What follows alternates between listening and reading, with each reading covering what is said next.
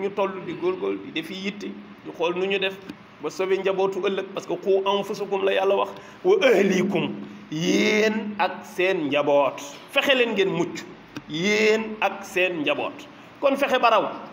du ngóora de fexe ba rëccaaleel sa njaboot loolu mooy ngóora loolu ñu bàyyi ci xel bu baax a baax a baax di rafetlu kàdduy premier ministre bi ñu dégg mu yëkkati ko barke démb jëmale ko ci école bu mel ni école Jeanne d'Arc ak école yi mel ni moom nga xam ne egg nañ ci bew ak osé gu toll ni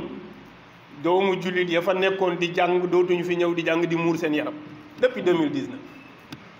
ñàkk teggiin am fit fii ku fi jàngee doo muur sa bopp ci réew mii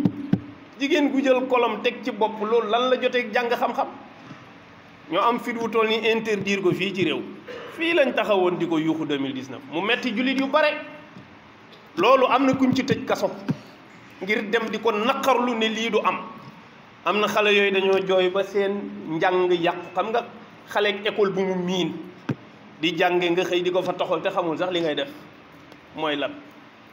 ñu lànk dëgër bopp maa ngi fàttali ministre de l'éducation ca yooye jamono mu dem ak ñoom di négociation yu métti ñu lànk teg seeni condition ba fii may wax ak yow barki démb premier ministre nee na leen day dakk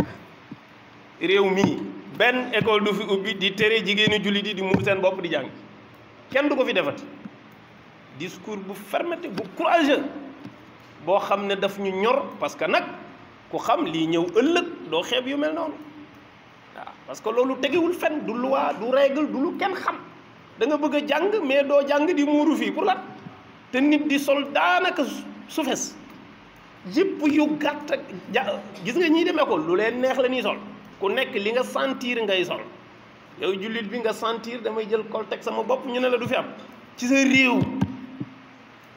ci argent contribuable buy ñëw di dooleel sa école